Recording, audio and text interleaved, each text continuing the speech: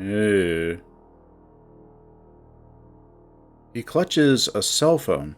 The screen shattered, and the metallic innards exposed. No texting. Let's talk. But I can't. Are you decided on what you're gonna do after school? Don't worry about it right now. I still got a few months to decide. Going to the bathroom. I'll be right back. Despite being shattered, the phone in his hand lights up. I see something flash on the screen. Jared. Hey boy, where you at? I miss you. Calling now, kissy face.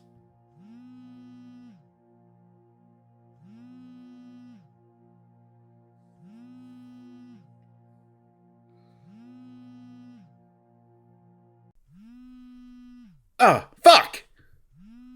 I find myself panting, sitting upright in the bed of our motel room. My phone is vibrating against the nightstand. Reaching over, I grab it and hit the answer button, my eyes still too hazy with sleep to read the caller ID.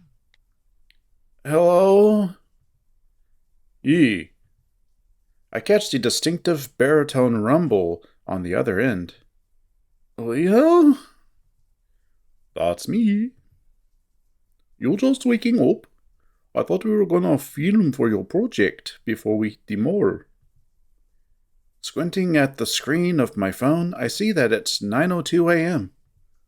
Additionally, I realize that Jenna is staring at me from her bed, the covers up to her chest and her laptop in her lap. The sound of running water must mean that TJ's in the bathroom taking one of his legendarily long showers. I'm on spring break. I'm not really imposing too strict of a schedule on myself. I yawn, trying to snap my focus fully back into reality. Despite having slept for at least 10 hours, I don't feel rested at all. Easy, Alter. Alright, I just called to let you college kids know that I'll be at the motel in about 10 minutes. Great. What? Nothing. Just... what? I'm hanging up now. I need to put on some clothes. I'll see you.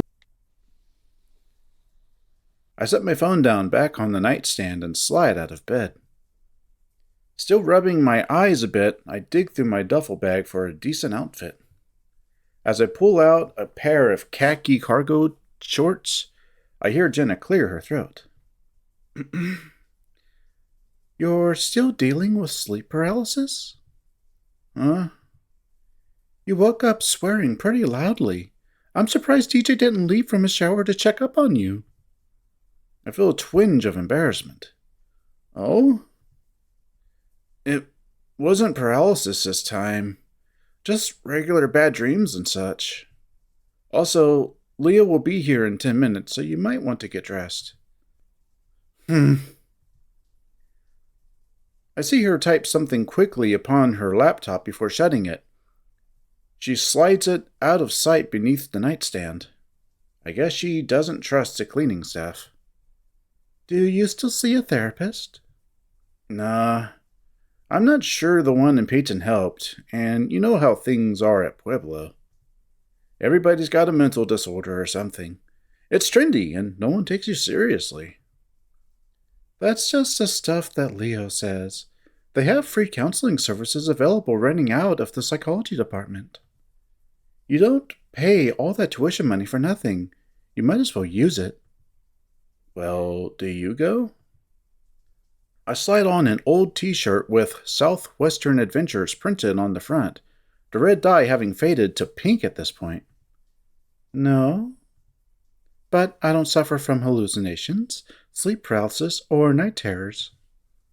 Please tell me you're at least still taking your medication? No. none of that helped, so no. Chase! I catch the look she gives me. It's different from her usual, almost paternal stare. Her brow is lifted, and she seems more than just concerned, a glimmer of worry present upon her face. I find myself turning away from her abruptly, as if I had seen something I shouldn't have. Trying to keep myself busy with something, I take a bagel from our little communal sack of food on the table, eating it over a napkin. I can hear TJ at this point trying to dry himself off in the bathroom with the cheap motel dryer. It isn't exactly a full-body machine like the ones back in Pueblo, so it takes forever. Especially someone furred like TJ. He turns into a damn poof ball after a minute in one of those things. Meanwhile, Jenna busies herself with getting dressed behind me. I don't know why this feels so awkward. Usually Jenna is the one person who I can speak with and not worry about this sort of thing. Wolf Boy is here. Just a minute! I step over toward the bathroom door. Hey, TJ! Leo's at the door. Hurry up if you can. What? Leo is at the door! Oh! Okay. Oh gosh, sorry. Hurry! Glancing over, I see the door handle jiggle. It's still locked. Not very patient, is he? He never was. The knocking continues, and I hear Jenna sigh.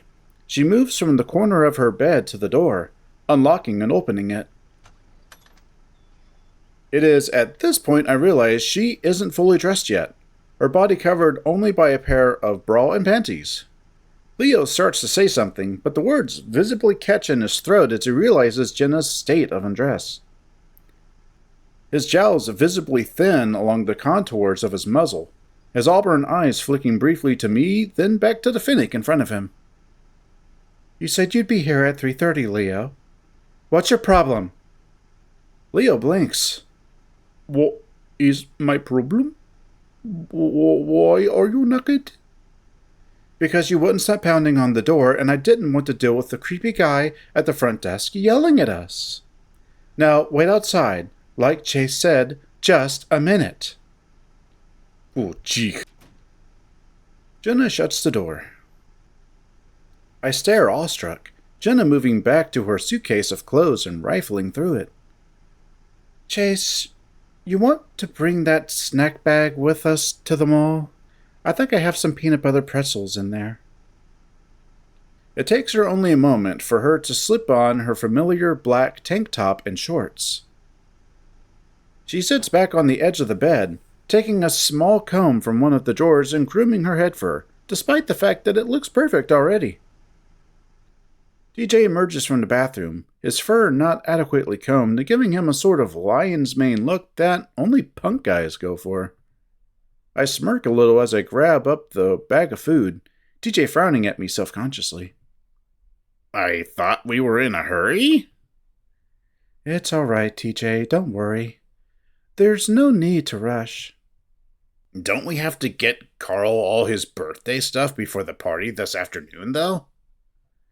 Yes, but this is Carl we're talking about. He doesn't wake up until mid-afternoon. If we show up too early, he'll be too groggy to realize what's happening. That's true. I'm not really sure how I feel about the whole early surprise party idea anyway. But it does give us an excuse to check out the comic book store at the mall, yeah? I want to visit the music store. There's a new Cherry Bloom album out, and I'd like a physical copy. He pauses, TJ seeming to be in the midst of trying to push down his excessive floof. If we have time, I mean. Jenna nods, picking up her phone and purse before heading to the door. We follow.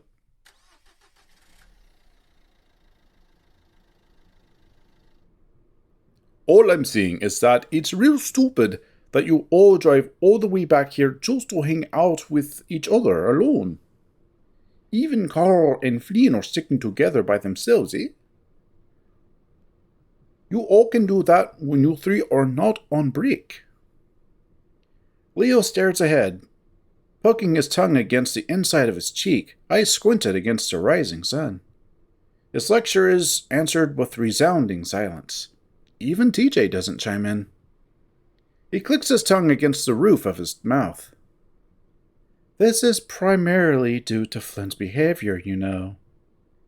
Well, you should put your pride aside. Really? Oh God. I see TJ slide down some in the back seat. Leo insisted I ride shotgun, so I can't really hide as well. I'm saying that even if you don't like Flynn a whole lot right now, he wins if we can't fucking get over his tantrums. Flynn wins if we continue to put up with his awfulness. He's older than all of us and still acts like a child. He needs to apologize, to become aware that his actions have consequences. Ignoring the problem like it isn't there helps no one. That mindset is why I had you speak to Chase early on. Oh, God. You sure are insistent on that, aren't you? Sounding like you got an agenda or something. I see the wolf glance sidelong toward me, his expression briefly softening. Why would I have an agenda to separate you and Chase? He's 21. He can make the decision on his own. I just didn't want to have to deal with you two prancing around it the whole time. Wouldn't be the first time, girlie. TJ is practically on the floor at this point. He's so far down in his seat. Leo glances over at me again. I can tell my lack of response is starting to put him on edge. Honestly, though, I have no idea what to say. You two have decided on your relationship status, right? It's been years, and you're still wearing that bracelet. Come on, let's not have this talk while we're all trapped in a vehicle for the next 30 minutes. Don't worry, Alter. I'm not gonna drive us over the guardrail or something. At this point, that might be preferable to continuing this conversation. Another silence follows. I can feel Jenna's expectant stare upon the back of my neck. Finally, Leo speaks. I'm gonna put on some music, yeah? Any preferences? We don't get any stations but the Hillbilly Cavalcade ones between Echo and Peyton. Well, I've got a CD here.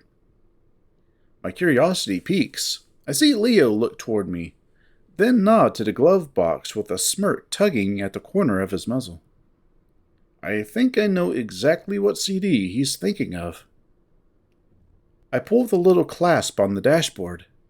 Instead of a CD, a slew of balled-up napkins fall into my lap. I don't think much of it until I spy the mostly empty bottle of water-based lube sitting in the glove box. Oh, gross! Oh! Leo looks over and his eyes go wide. Putamachi. Fuck. He makes a sound somewhere between a sigh and nervous laughter. I forgot about that. Jenna cranes her head to see what the fuss is about. She lets out an amused grunt. There's nothing you haven't had your hands on before, Chase. Ew. Leo's ears seem downright flushed at this point, pinned to the side of his head. Context is key, as they say, Don't worry, guys. There's a trash thingy back here. TJ unbuckles and reaches forward, collecting at least 9 balled-up tissues in his paws. We all look in horror. TJ! Put those down!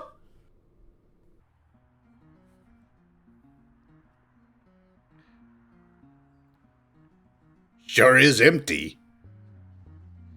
It is Wednesday morning. We're like the only car in the back parking lot, though. Kinda spooky. I ain't afraid of no parking lot. Leo smiles, looking back at us as if waiting for applause. Only thing that scares me anymore is college debt. Makes me glad I'm not going to college then. Oh, don't say that! I catch up and walk alongside the others. It's strange seeing all these parking spaces completely unused. Why not? I mean, what if you want to make a career change? I'll join the army. That way, if I do go back to school, it'll be real cheap with the whole GI Bill. It's unsettling that's the route so many have taken to get educated. Isn't like I got a nifty tribal association scholarship. I decide this is a good time to interject. I hope this place is actually open! We approach the doors, Leo looking back at us. Moment of truth. He tugs once. It doesn't budge. Boy, stupid thing. It says push. Oh. Wolf nudges the door open with one arm.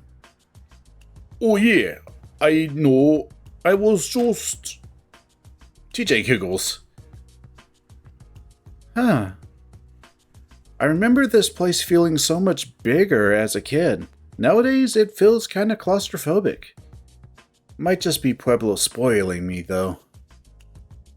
Oh geez, not very busy at all. Everything's shuttered. Internet shopping exists now, Tej. Oh yeah, I figured. It's just kinda sad, that's all. The Lynx steps off toward one of the shuttered shops, the perforated steel roller shutters allowing just enough visibility to peek in. This used to be the mask shop. I don't think Carl needs any masks, unless he's got a secret bank robbing life we don't know about. Leo smiles lopsidedly. You know, he might actually want a Lucha Wolf mask or something. I remember as a kid, Carl always spouted off random wrestling facts. The fake kind, though, and most of it sounded more like soap opera storylines than an actual sport. I never really got into it. But it was still funny back when we were facing some problem, and Carl's trademark motivational catchphrase was to suplex it. Internet modem not working? Suplex it. Fishing pole all tangled in line? Suplex it. Having to deal with a bully? Suplex him. It was the only thing Sydney and him both got along over. They don't really make those sort of things for round faces, Alter. I don't think he'll actually wear it. It's more like a collectible. He has enough of that sort of stuff already. His room is already a cluttered mess. We'd just be adding to the pile. Carl sent me a picture of it over Christmas, and it looks exactly the same as it did when we were in high school. It reminds him of better times, I suppose. Yes, but the issue is that he doesn't actually leave his room to make some new, better times for himself. He just dwells on nostalgia for video games I haven't touched since I was 12. Yard selling a lot of the junk might do him some good. Leo chuckles, rubbing his forehead. Happy birthday, Carl! Instead of giving you a gift this year, we're selling your sheet! I see Jenna smile, letting out a little amused huff before moving on. I realize that TJ is still standing in front of the closed mask shop. Hey, you coming? I see him bristle, startled from thought and pulled back into reality. Oh yeah, sorry, I just knew a girl who worked here. I hope she's okay. I nod, not really sure what to say in response to that as the feline catches up to us. We pass even more shuttered shops. Most of the pagodas are still open, but they're manned mainly by really foreign dudes who are transfixed on their cell phones. I don't blame them either. In a place like this, the shift hours must drag on. I was fortunate enough to have a part-time job as a Peyton newspaper printer in high school, and it kept me pretty busy. Plus, I got to tell people that I worked for the city paper. Oh no! The music store is gone! That's probably the least surprising closure yet. I really like the physical stuff. My mom and dad sent me this vinyl record player for my birthday. My other dorm mates and I listened to it in the common room all the time. Geez, you a hipster now? I see TJ blink, turning to look at Leo a little wide-eyed. What? No!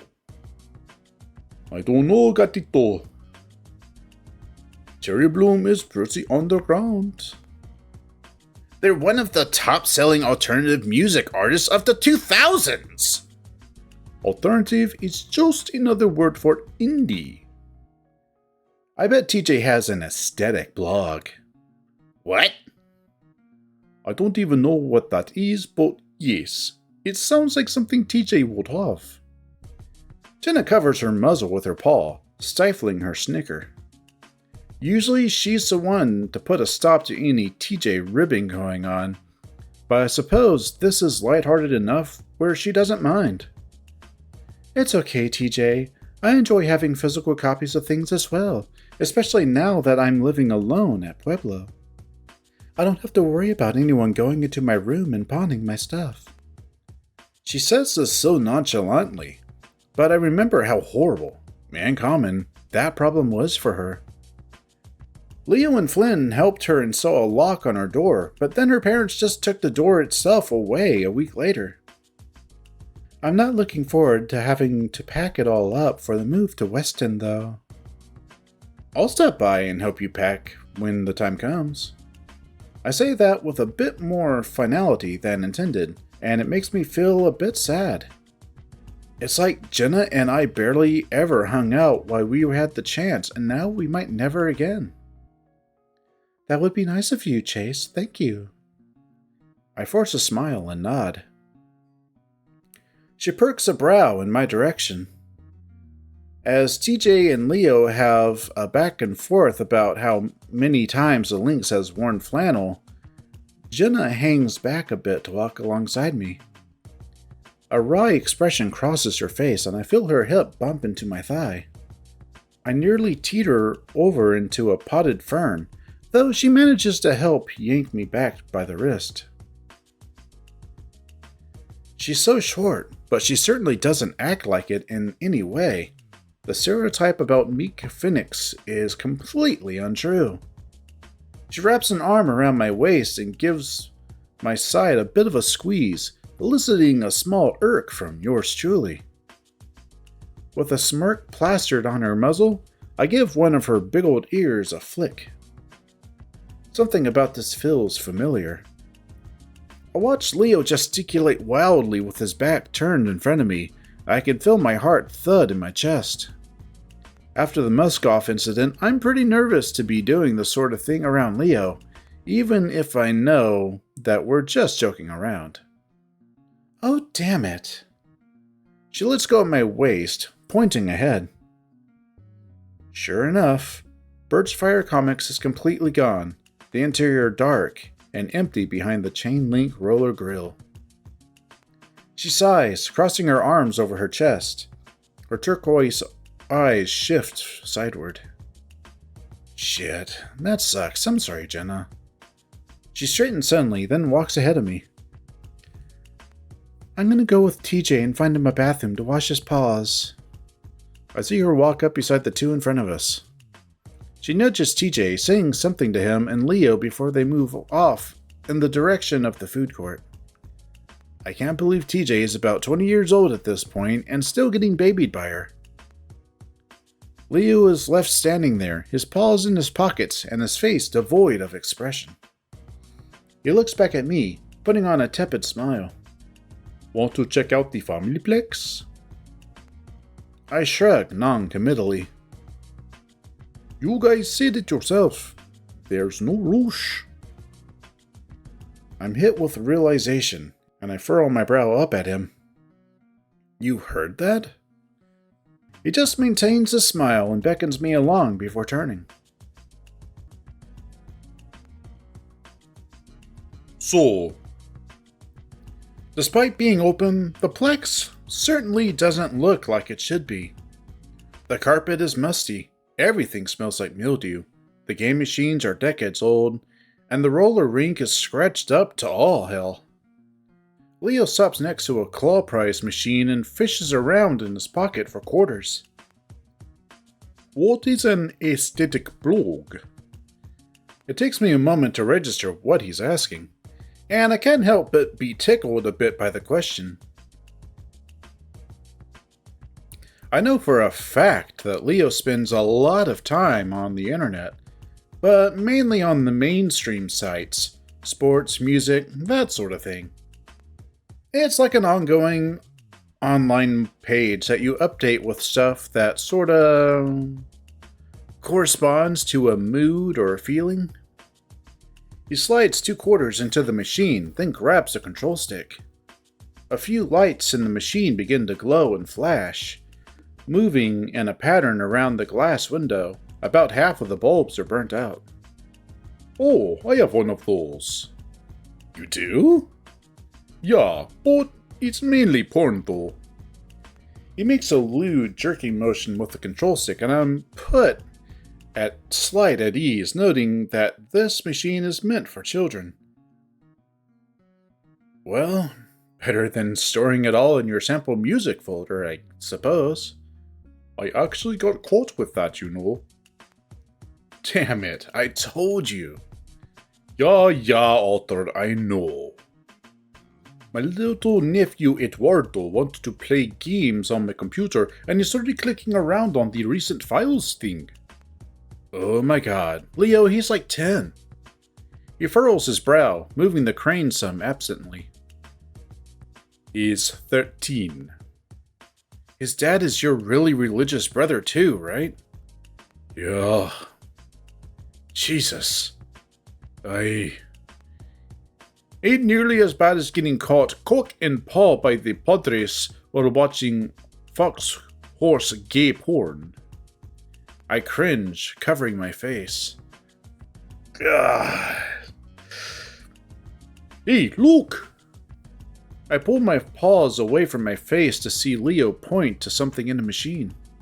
I squint, and in the midst of puzzle cubes and spinner toys, a boxed lucha wolf figure rests. Leo shifts his gaze toward me and grins. I see him navigate the crane perpendicular with the box's point of rest. He hits the lowering button. The metal claw descends into the pit of cheap toys, clenching down upon the cardboard edge of the box. It tugs at it slightly, but it loses grasp and returns to its point of rest. Shit. Let me have a go. I reach into my back pocket for my wallet, but Leo is already putting 2 more coins in. He gestures to the machine and tips an invisible hat in my direction. I find myself rolling my eyes a little as I take position. Thanks. I decide this time I'm going to try to grab it from one of the corners. It might not be enough to pick it up completely, but it will pull it from the rest of the toy pile for future tries. Speaking of, I try to line up the crane just right, eyeing through the dusty glass from multiple angles to get a good idea of positioning. Now that I don't have you so anchored down, or whatever the fuck you want to see it as, I pause, my paw over the lower button. You let any other guys fuck you up, Pueblo? Any big stallion types like the ones in your porn?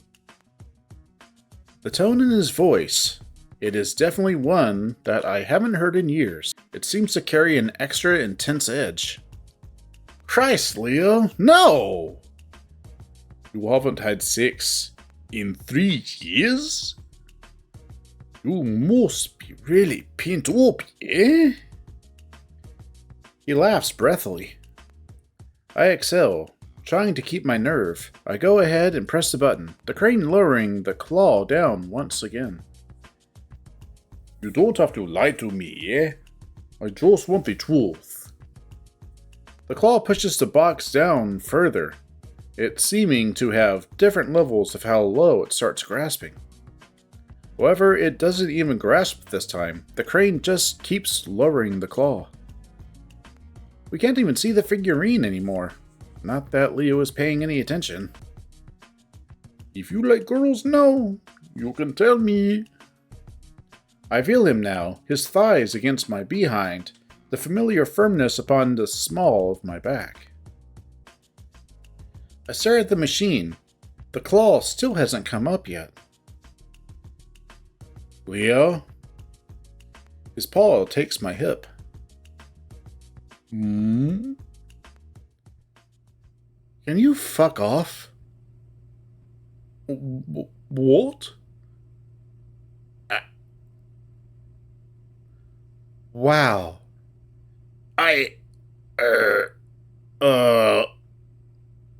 Leo's paws are off me now. The wolf turns to face the others.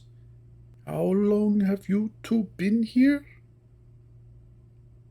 Long enough. I was just trying to... I thought you were better than this sort of behavior, Leo. This was a private conversation, eh? That Chase clearly didn't want to be a part of. Well, I didn't know that until... just now. He looks back at me. His eyes are wide and his shoulders are raised up high, the wolf visibly tense. I'm still reeling from what just happened, from Leo's behavior, from my own words. I say nothing. He sucks in his jowls, trying to put on a smile. We found a present for Coral in this crane machine here. A lucha goya? TJ leans to peer inside the machine. I don't see it. The claw and crane are back at their starting positions. Yeah, well, Chula here beside me must have buried it somehow. Buried it? You know what I mean, Tish. He shrugs, visibly not knowing what Leo means. Jenna gives Leo a look I don't quite catch before stepping up to the machine. She squints, looking over the pile of toys. No. I see it. That green and purple cardboard thing in the middle beneath the Mothman plushie? She reaches into her purse, sifting through it for a moment before finding 2 quarters. We all just sort of stand there, staring at her as the lights flash around the window, illuminating her features with golden glow. She fiddles with it a lot longer than I did. 30 seconds pass before she actually hits the lower button. The claw descends, pushing through the muck of plush and plastic. The sound of metal scraping the box is audible, even if it is difficult to see what is happening. Out of the corner of my eye, I can see that Leo's facade of a smile has completely dissipated. He looks at me, though his gaze is unfocused. It's like he's trying to numb himself, but it isn't working. The claw finally lifts, the metal prongs clutching the central mass of the figurine container and carrying it to the drop slot. With a satisfying clunk, the box falls in and the crane returns to its default position. Leo's form stiffens. He stares at the machine, Jenna, and then me again. He crosses his arms and I can see his face start to shake, his eyes clenched shut. I'll be in the fucking van. As he leaves, Leo smacks a nearby pinball machine so hard the glass cracks. TJ stands here with his paws behind his head, maw agape. And so the real Leo reveals himself. Oh my goodness! TJ walks over to the pinball machine, bending down to gather up what splintered glass there is in the front of his shirt. I watch Leo trudge off around the corner, though I can still hear his heavy footfalls for a while after. I wait a bit, just want to make sure he's really gone. Jenna, meanwhile, steps up, handing me the boxed figurine. So, is there a crappy boardwalk game that you haven't beat? Despite what just happened, I see a flicker of a smile tug at the corner of her lips. Well, all you have to do is hook the claw where the cardboard meets the plastic. Her gaze shifts from the broken glass to the tacky carpet to the crane machine. That way it gets latched in the grooves of the box and doesn't drop. I had a lot of practice with my summer job, but you did most of the work for me by putting it into position. Good job. She moves past me, patting my back some before kneeling down beside TJ and helping him clean up. I turn to face her again. You should be the one to give it to Carl. After all, you're the one who won it for him. No, then I'd be a hypocrite after what I said earlier about his clutter problem. He'll like this from you, though. Yeah, I guess. We should probably hurry before someone besides us visits this mall. I peer around, checking to make sure that we're the only people in here still. I see a coffee sitting on the service desk, so whoever is managing the place today might be back soon. And before Leo decides to drive off without us. He wouldn't do that. TJ gathers the glass from his shirt and places it in a small pile on the bench nearby. Jenna does the same. Yes, well, I'd rather not tempt the odds or the potential 30-mile outside city limits cab fare. Should we leave some money for the pinball machine repair? No, TJ, it's all right. None of us should have to deal with Leo's mess more than we already have.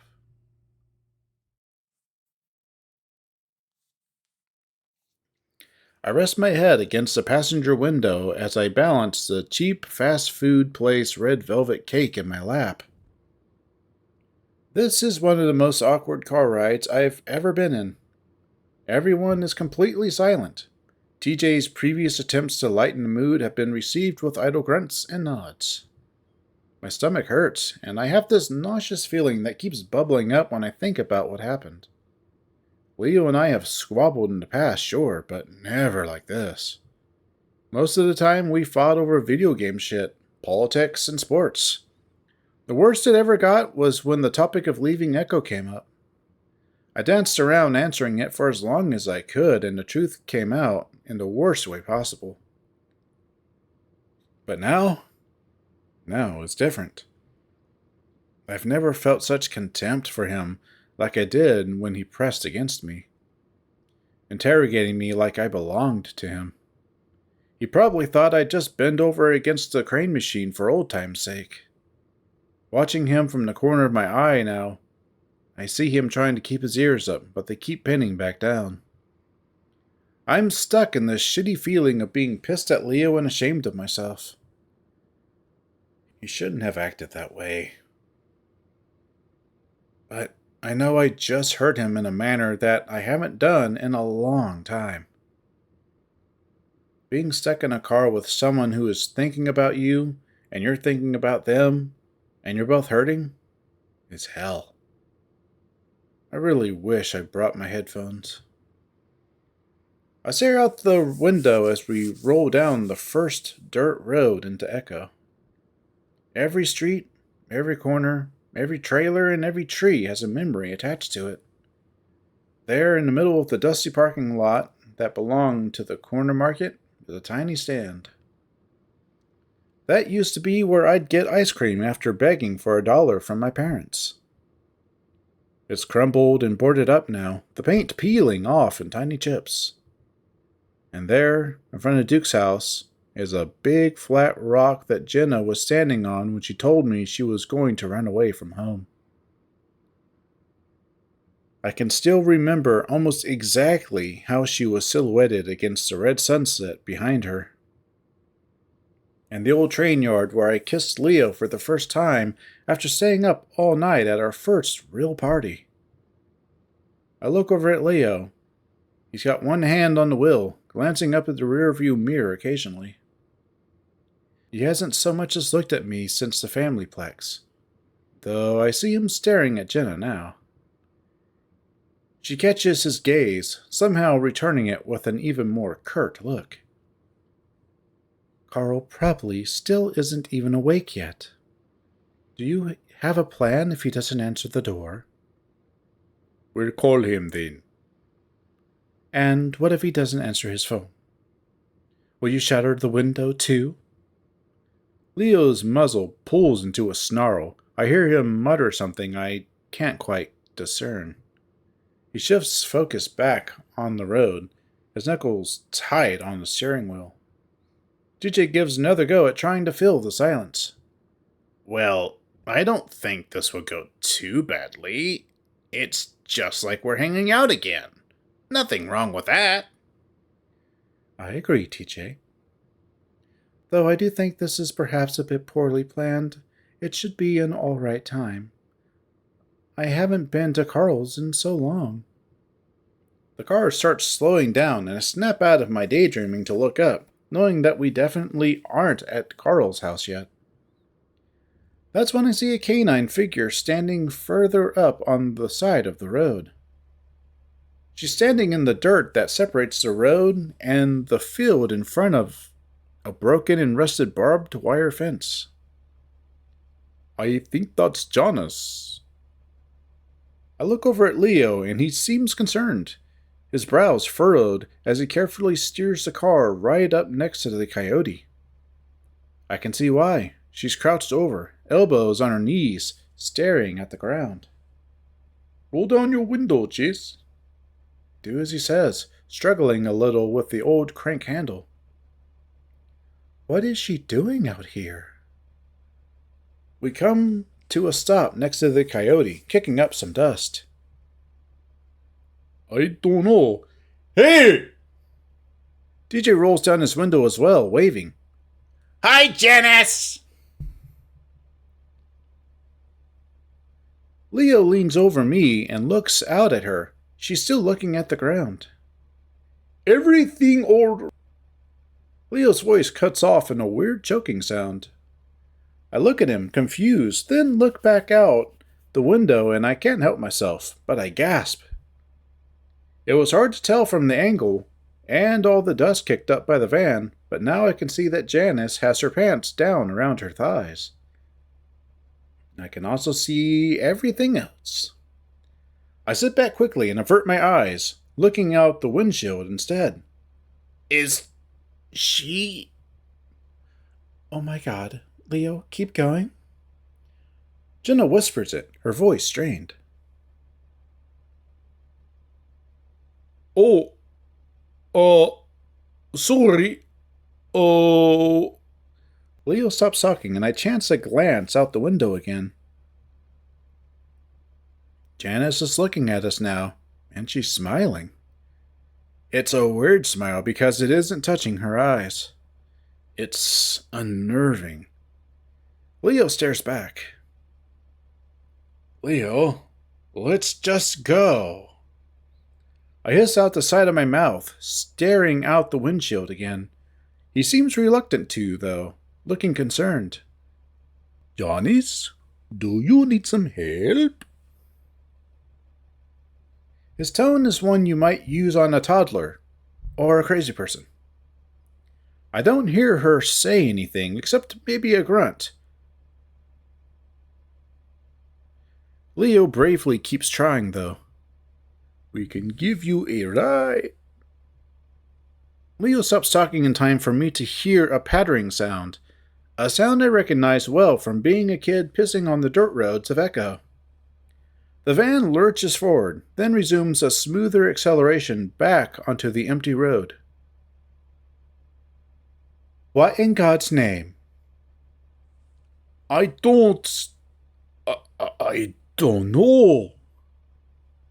Leo's frowning, looking as confused as I've ever seen him. Should I. Should I go back? No! I look back and see TJ covering his face. Maybe she could be having some kind of psychotic episode. Maybe she just really had to go. I'm like that after a ton of caffeine sometimes. TJ, I'm fairly certain you haven't peed yourself in front of anyone since Miss Mueller's Thanksgiving play. And you certainly weren't smiling at the audience while you were at it. Please, don't talk about that now. I don't think so. Did you see the way she looked at me? She was probably just on something, isn't everyone? No, she doesn't do stuff like that. Well, maybe she does. You never know with people. Again, Leo doesn't say anything, and neither does anyone else. We don't go back. And he's not here. Leo stabs the doorbell again, frustration etched across his face. I shift the red velvet cake in my grasp, trying to hold both it and the Lucha figurine. Not really wanting to do more shopping after the incident, Jenna, TJ, and Leo had just bought Peyton fast food as gifts. Carl doesn't get out to Peyton much, so the three took it upon themselves to buy from 3 different locations. Leo got a couple large and juicy vegan burgers. TJ got those tofu tacos that are made from nacho cheese chips, and Jenna got him a bread bowl. I squint, trying to look through the frosted glass on the sides of the door. Maybe he's getting high? He should still be able to hear. I mean, maybe he just doesn't want to? TJ holds up his phone. He's not answering his phone either. Leo knocks on the door hard, his bicep bulging. I could be studying. Chase could be finishing his project, and you and Flynn could be at work right now. Instead, we're doing this. Flynn leans back against his truck a couple yards away, briefly canting his head in Jenna's direction as his name is mentioned. You know, I may be remiss to mention this, but you all are 6 shades extra bitchy today. Leo stands back, paws on his waist as he takes a deep breath. His eyes have a sheened, bleary quality to them. Anytime Jenna speaks, it seems like he's wrought to near-twitching levels of anger. All of Leo's plans to bring everyone together have had the opposite effect so far. Do they lock their windows? What? Leo growls. It's not like we're breaking in. TJ's ears pin back, a frown on his face. The wolf puts a fist to his forehead, closing his eyes. I think he's just asleep, and it shouldn't be too hard to just get in there and wake him up. I look over at the side of the house and see a window well. I point at it. What about that? Too small. I could probably fit. She hops off the front porch and crouches down next to the window, pushing at it. Wait, there's a security sticker here. Jenna hesitates, then pushes at the window again, but it doesn't budge. Locked. Then try the one above it. That's too high. I think this is going a little too far. I'll boost you up. Think you're strong enough for that? Well, you look like you've lost weight recently. Jenna turns, giving me a quizzical expression. Smooth. She does smile after a moment, looking more bemused than anything. I see her bushy tail flick some behind her. You know, some girls might take that as an insult. Are you one of said girls?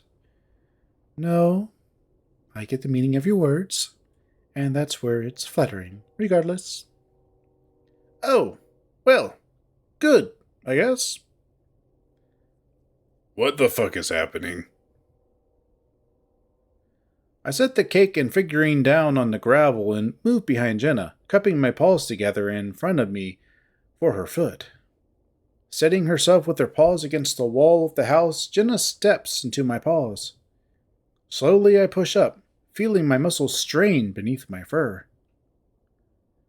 Fucking hell. This is so fucking stupid. There's a light click and I see Jenna pushing open the top window with ease. Good. Now I'm gonna try to boost you all the way up, alright? Are your arms doing okay? Yeah. Bitchy. Her tail flicks again, and I get a mouthful of fur. Sorry! Like we're some kind of cheerleading duo, I shove Jenna as high as I can with both paws. She grabs the ledge, and I feel the weight burden lift as she dangles against the side of the house. Careful, don't fall! Her bush tail is the last thing we see until she pokes her head back through. Kitchen. I fell in the sink. Okay, unlock the door now. She disappears again, and we make our way back to the front door. Leo, why didn't you help? You're the fucking muscle here. If you don't shut your fucking mouth, Flynn, I'll use my muscles and kick you right in your vag. Sound good? Jesus, calm your... Leo turns on him, one foot in front of the other. Flynn shuts up. TJ, meanwhile, has his eyes upon the wall in front of him. Usually he's all smiles when we're gathered like this, even through the swearing and crude stuff. Right now, though, his eyes just look sort of vacant, like earlier at the mall. Finally, we hear the door rattling, and it opens. Called his name, but he didn't answer. Well, he's gotta be here. It's not like he can go anywhere, or would want to. I pick up my stuff and head inside.